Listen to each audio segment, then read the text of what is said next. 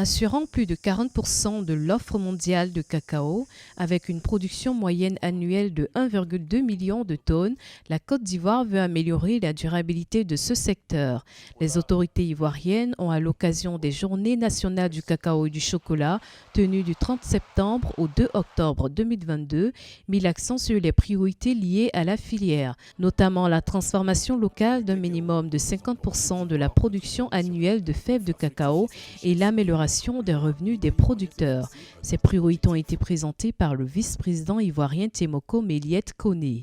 Je voudrais rappeler l'ambition du chef de l'État de faire de la Côte d'Ivoire un pays industrialisé à l'horizon 2030, en transformant sur place l'essentiel de nos matières premières, en particulier celles provenant de l'agriculture.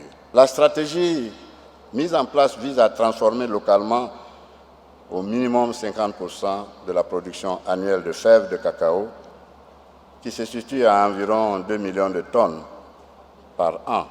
Concernant l'amélioration des revenus décents des cacaoculteurs, les autorités ivoiriennes ont reconnu les efforts des producteurs et dressé le bilan de la réforme de la filière au cours de ces 10 dernières années. Réforme qui a permis de distribuer plus de 16 milliards de francs CFA aux planteurs. Le vice-président Méliette Koné a également, au cours de son allocution, annoncé une hausse des prix Bourg-Champ durant la campagne café-cacao 2022-2023. Les prix Bourg-Champ fixé lors du dernier Conseil des ministres.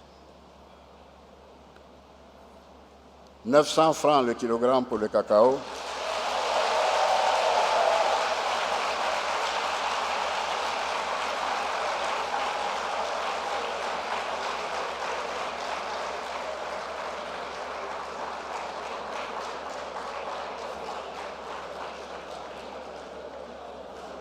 pour la campagne principale 2022-2023, soit une hausse de 75 francs le kilo en plus.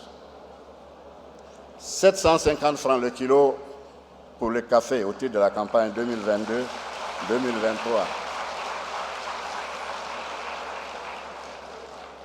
Contre 700 francs pour la campagne précédente. Les mesures prises par l'État de Côte d'Ivoire pour parvenir à la durabilité économique de la filière cacao sont mises en œuvre dans un contexte marqué par la montée de l'inflation découlant des chocs extérieurs, notamment le conflit russo-ukrainien.